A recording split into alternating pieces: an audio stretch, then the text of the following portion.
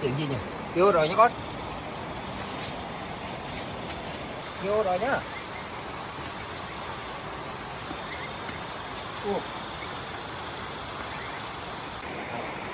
Con này ở trong này vui không?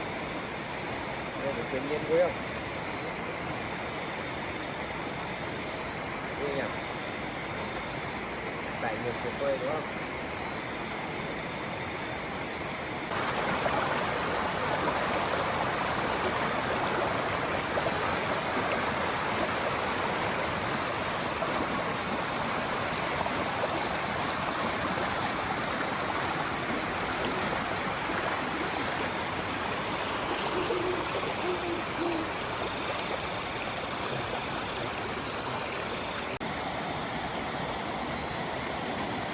Hai bố con mình đấy nhá.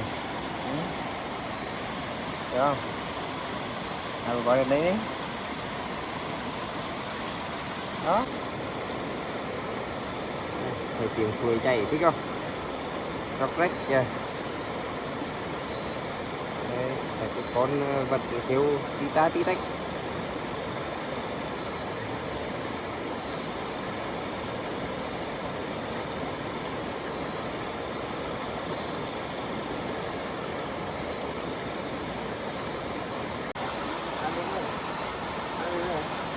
Bay đây.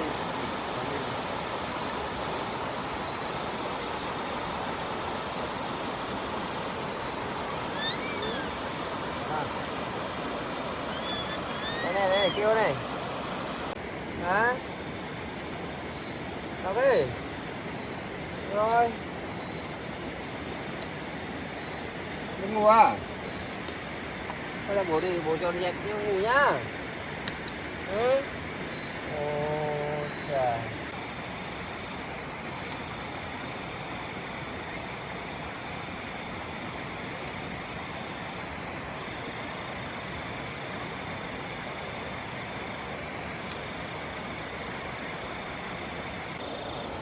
Thế như lấy đến pin cho bố à? Thế nói bố được còn đây, cái này bố bỏ đâu dương ấy nhá.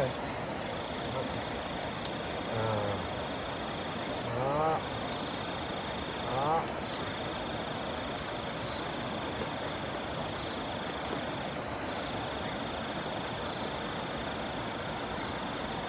Nào, đi ngủ nào. Kêu ơi. Kêu. Ừ.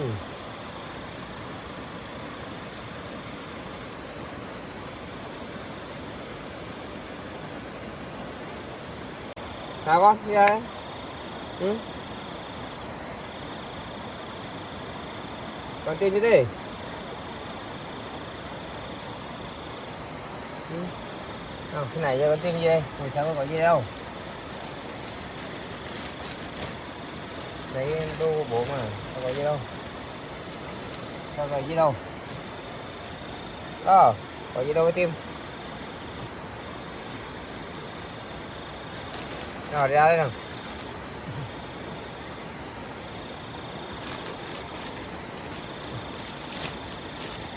Ra đây. Đây, cái này để máy nó đổ sữa này. Cái đó là sữa tắm của con mà. Ừ. Đó.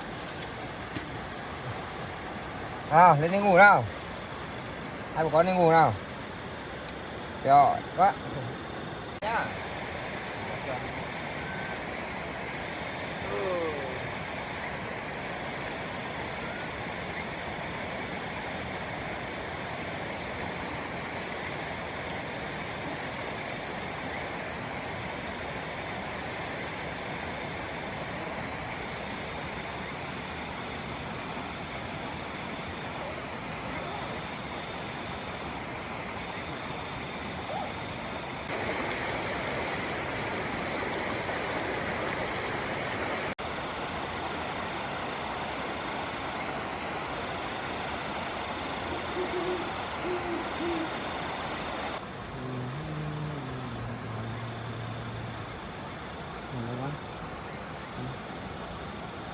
Hôm nay chơi vui nữa, rồi thiên nhiên vui nữa, không có một nữa.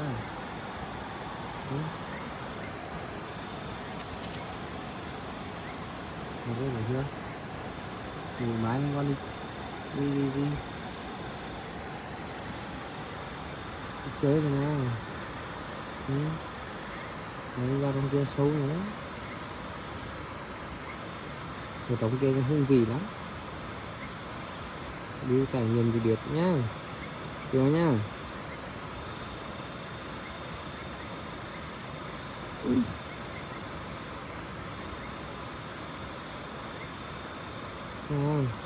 Rồi lên.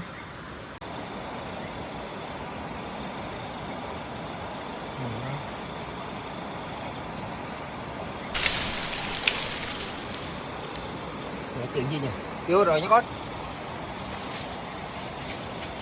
Vô rồi nhá. Ủa.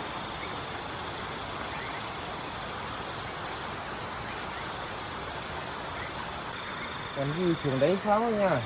Nó phải canh đúng đó.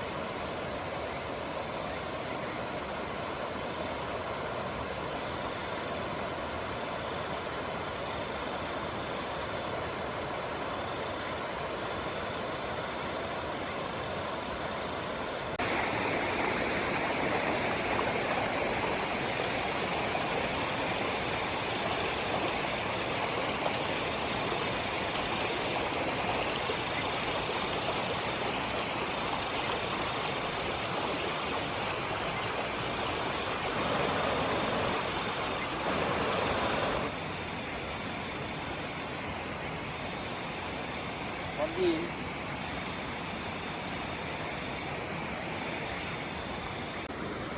Chắc con gì kêu ạ? Con ngủ nhá. Thôi. Được rồi. Kêu. Kêu.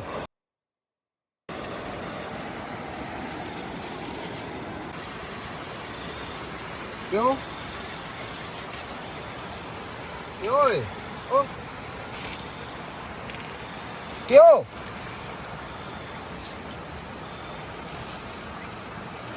Đâu nhỉ? Kêu ơi.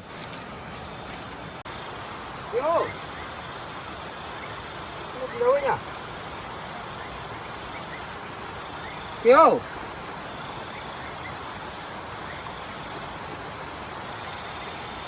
Kêu ơi. Kêu.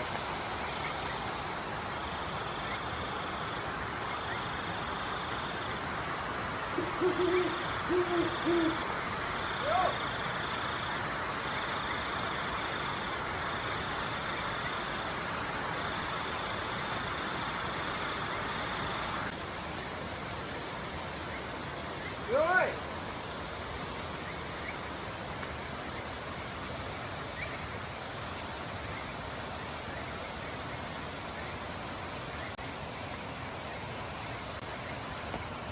Kêu.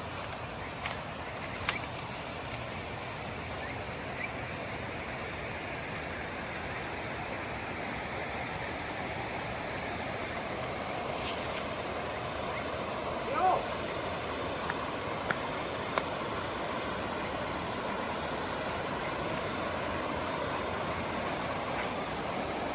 Kêu đây ạ. Kêu. Kêu ơi.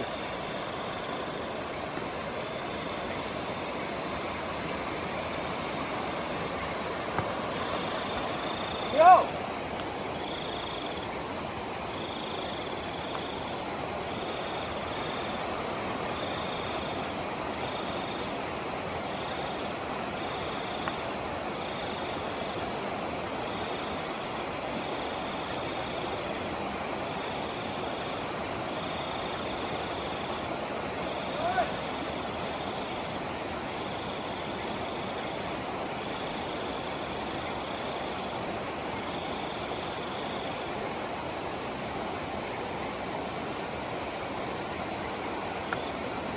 Hiếu.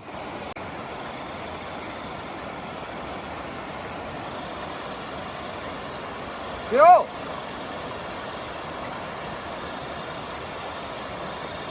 Ô, đâu nhỉ?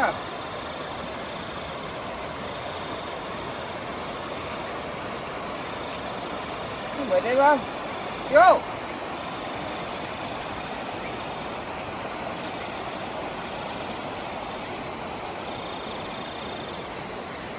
Hiếu ơi. Ô, Hiếu.